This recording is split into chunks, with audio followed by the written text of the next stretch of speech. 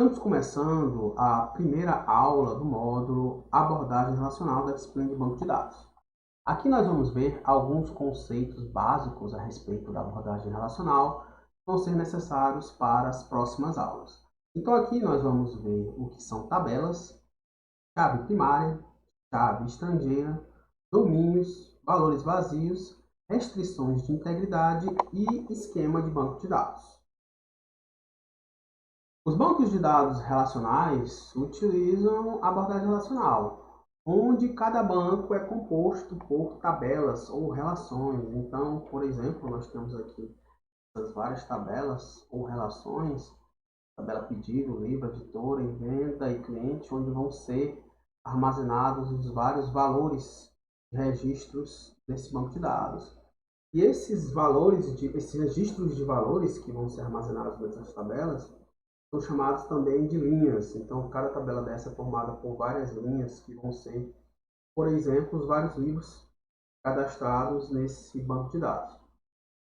E ainda nós temos a figura da coluna do banco de dados, que são esses atributos aqui de cada tabela. Então, ID, ISBN, título, preço, categoria, ID da editora, seriam as várias colunas da tabela livro. Na representação de tabela mostrada aqui, dá para identificar melhor as várias linhas de uma tabela. Essa tabela é a representação da entidade empregado. Seria, por exemplo, os vários empregados cadastrados em uma empresa. E cada uma dessas linhas representaria as informações de um determinado empregado.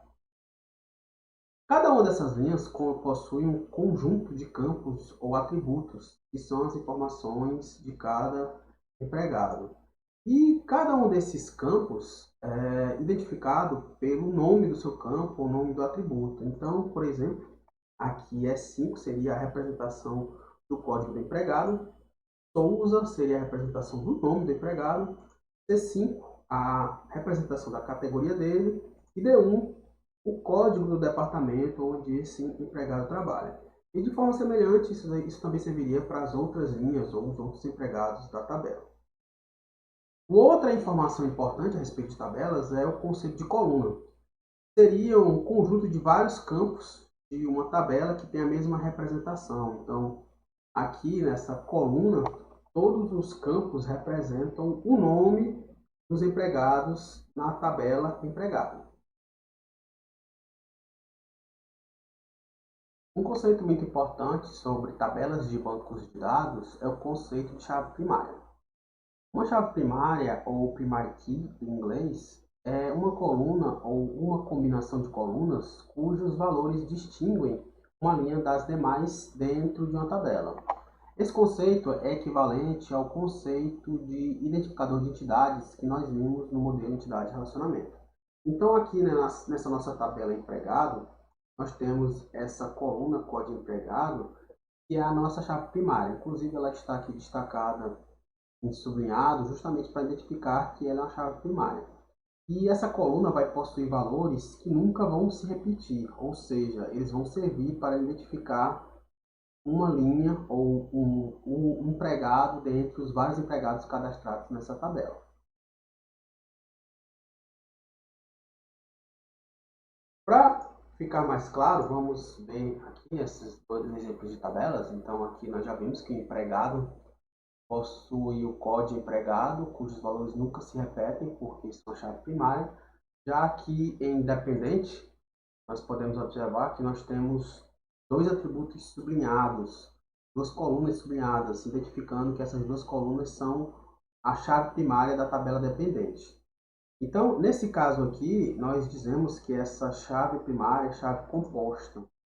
E para esses valores, o que não pode se repetir é a combinação de valores. Uma determinada coluna, uma coluna dessas em separado pode até possuir valores repetidos, mas a combinação delas nunca pode se repetir, fazendo com que essa combinação de valores se identifique uma linha ou um dependente dentre os vários dependentes que estão cadastrados nessa tabela de dependentes. Um outro conceito muito importante a respeito de tabelas de bancos de dados é o conceito de chave estrangeira.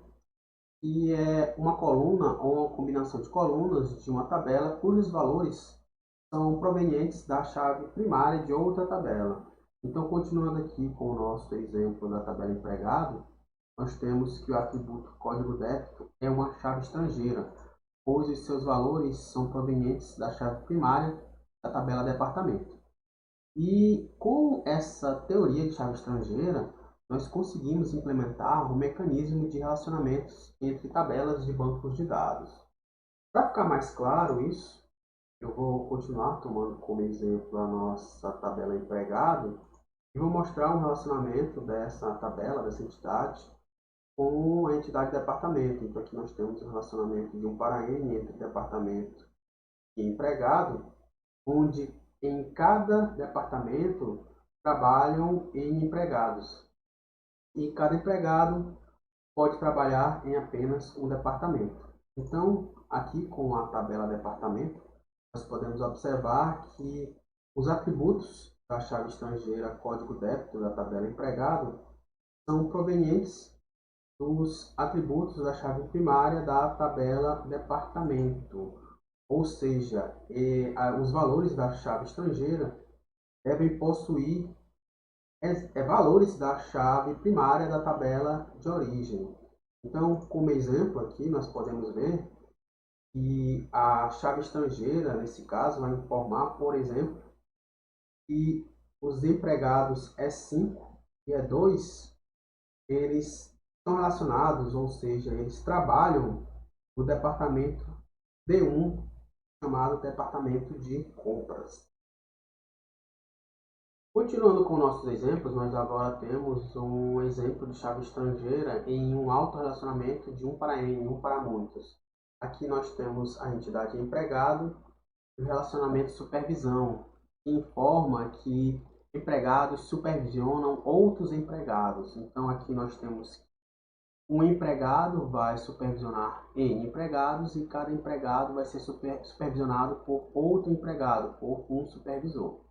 Aqui na tabela, nós podemos observar que a chave estrangeira código super, ela referencia a chave primária da própria tabela empregado.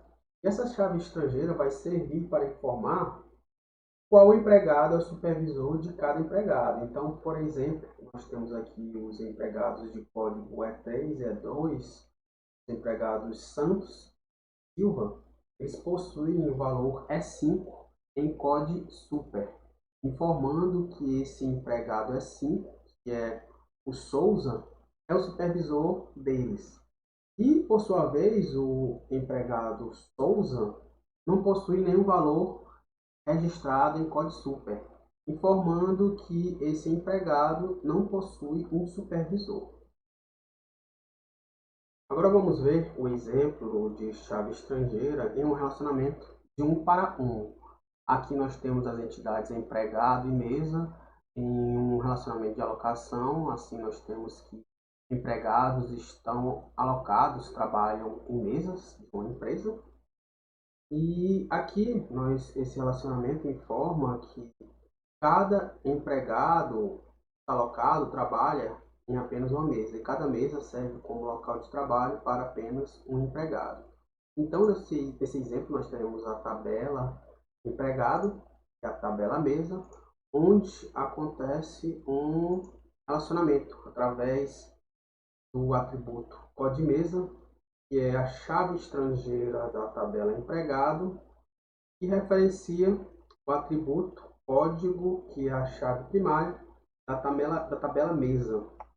Assim, com esse mecanismo de relacionamento, nós conseguimos identificar qual mesa cada empregado está usando como local de trabalho. Para finalizar, nós temos o exemplo de uma chave estrangeira, um relacionamento N para N, muitos para muitos. Aqui nós temos a entidade médico e a entidade paciente, que estão relacionadas através de consultas. Então, nós temos que um médico pode fazer consultas em N pacientes e cada paciente pode ser consultado por vários médicos. Assim, nós vamos precisar das tabelas médico e paciente. Obviamente, essas duas tabelas deveriam ter mais campos, mas eles foram omitidos por questão de espaço. Não daria para a gente mostrar aqui as tabelas completas por questão de espaço no slide. E toda vez que nós temos um relacionamento de N para N, o relacionamento acaba se tornando também uma tabela. Então, consulta vai ver uma tabela onde o atributo CODEMED vai ser uma chave estrangeira que referencia a chave primária código da entidade médico. E CODEPAC vai ser uma chave estrangeira que referencia a chave primária código da tabela paciente. Assim, com esses mecanismos de chave estrangeira, nós conseguimos determinar que um determinado médico fez consultas em um determinado paciente. Por exemplo, nós temos aqui o médico Hans Krutz, código 1, ele fez 2 consultas no mesmo paciente de código 1, que é o paciente Woodpecker. E ainda podem existir, melhor dizendo, nessas tabelas, outras informações adicionais, como por exemplo a data, a hora que essa consulta foi realizada. Também aqui o campo reservado para o médico escrever um diagnóstico da consulta. Outra informação é que, nesse caso, essa tabela ainda tem uma chave primária, ou melhor, uma chave primária composta, formada por CODEMED, CODEPAC e DATA-HORA. Assim, nós conseguimos identificar cada consulta como única nessa tabela. Agora vamos ver o conceito de domínio, que é o conjunto de valores que cada campo de uma coluna pode assumir. Os valores de domínio mais comuns utilizados em bancos de dados relacionais são os numéricos e alfanuméricos. Como exemplo, vamos tomar esta tabela, onde nós temos aqui nesse primeiro campo chamado de código, os valores do tipo inteiro.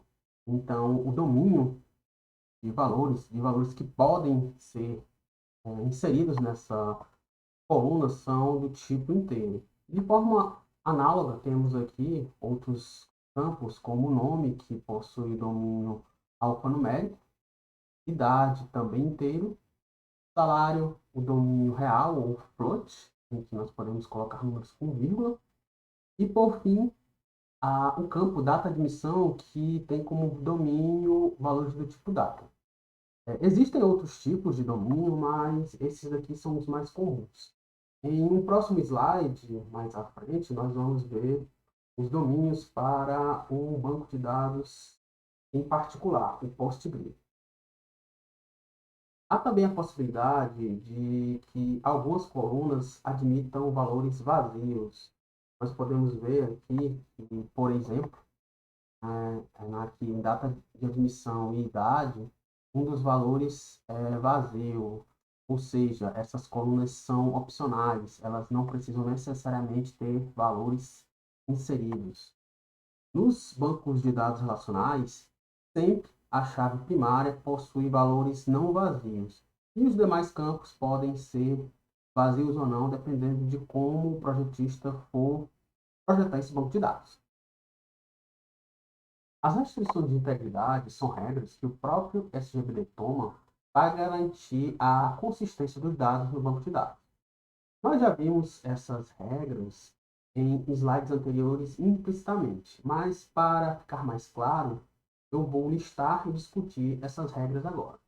Então, os tipos de restrição são basicamente as restrições de integridade de domínio, que são o conjunto de valores que cada campo de uma tabela pode assumir.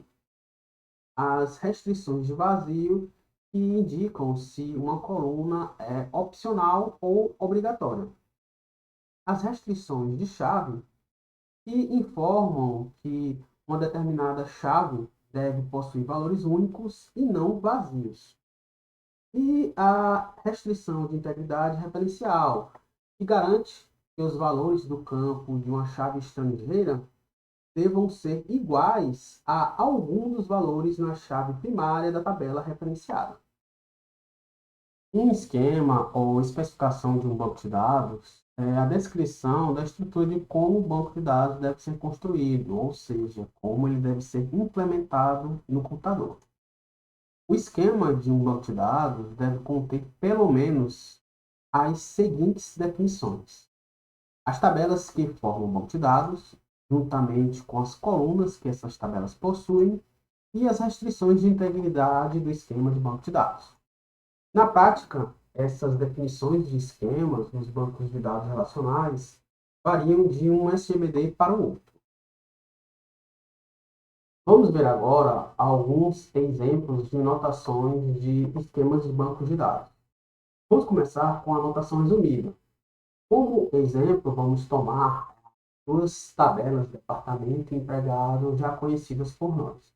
E para fazer a anotação do esquema de banco de dados dessas duas tabelas, na forma de notação resumida, nós devemos utilizar o seguinte código. Aqui nós temos os nomes das duas tabelas e, entre parênteses, os nomes dos campos dessas tabelas. Com a observação fica que a coluna, que é a chave primária, ela vem em sublinhado. Além disso, aqui para o empregado, nós temos essa declaração que diz que código débito referencia código débito em departamento, ou seja, os campos código débito de cada uma dessas duas tabelas são utilizados para fazer o relacionamento entre essas duas tabelas. Nós temos também a anotação gráfica, que, como dá para ver, é representada de forma gráfica. Então, nós temos aqui as duas tabelas com algumas pequenas observações.